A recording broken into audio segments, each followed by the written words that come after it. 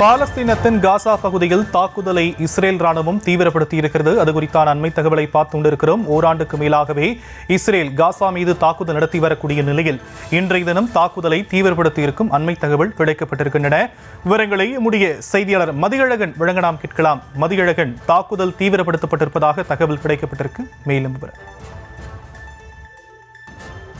Israel Gaza இடையே கடந்த ஓராண்டுக்கு மேலாக சண்டையானது நடந்து வருகிறது.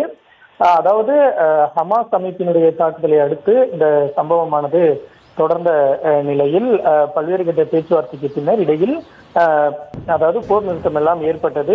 இதனிடையே ஹமாஸால் சிறைப்பிடித்து வைக்கப்பட்டிருந்த இஸ்ரேலிய பிணை கைதிகளும் விடுவிக்கப்பட்டனர். இதனையடுத்து அங்கு தாக்குதல் சற்று ஓய்ந்திருந்த நிலையில் தற்பொழுது மீண்டும் இஸ்ரேல் பாலஸ்தீனத்தின் மீதான அந்த தாக்குதலை தீவிரப்படுத்தி இருக்கிறது. இதுவரை நடந்திருக்கக்கூடிய சண்டையில் இந்த இஸ்ரேலினுடைய இந்த தாக்குதலில் 53,000க்கும் மேற்பட்டோர் கொல்லப்பட்டு இருக்கின்றனர்.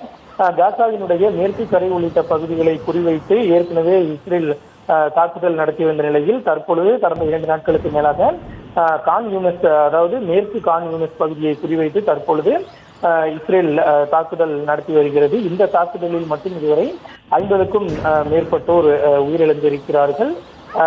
இந்த தாக்குதல் காரணமாக மருத்துவமனைகளில் அந்த பாதிக்கப்பட்ட மக்கள் கூடுவது அதிக அளவில், அதாவது இந்த சிகிச்சைக்காக அவர்கள் வருவது அதிகரித்திருக்கிறது.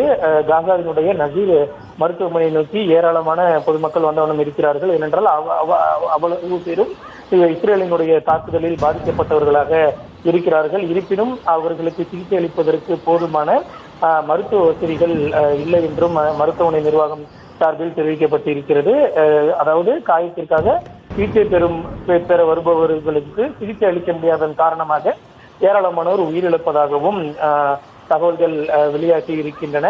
இந்த நிலையில் ஏராளமான பொதுமக்கள் அந்த பகுதியை விட்டு தொடர்ந்து வெளியேறி வருகிறார்கள். இருப்பினும் வான்வெளி தாக்குதலை இஸ்ரேல் ராணுவம் தீவிரப்படுத்தி இருக்கக்கூடிய நிலையில் பல அப்பாவி மக்கள் கொத்து கொத்தாக உயிரிழக்கக்கூடிய ஒரு நிலையானது ஏற்பட்டு இருக்கிறது. இருப்பினும் இஸ்ரேல் தனது அந்த கொடூர தாக்குதலை தீவிரப்படுத்தி இருக்கிறது.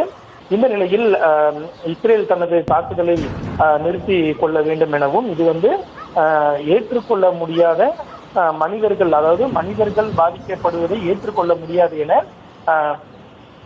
இங்கிலாந்து, பிரான்ஸ், கனடா உள்ளிட்ட நாடுகள் தெரிவித்திருக்கின்றன.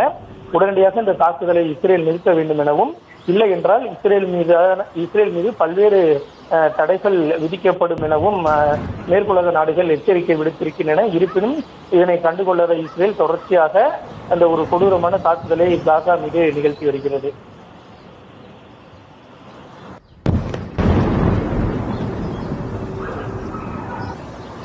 விரிவான விவரங்களுக்கு நன்றி மதியழகன்.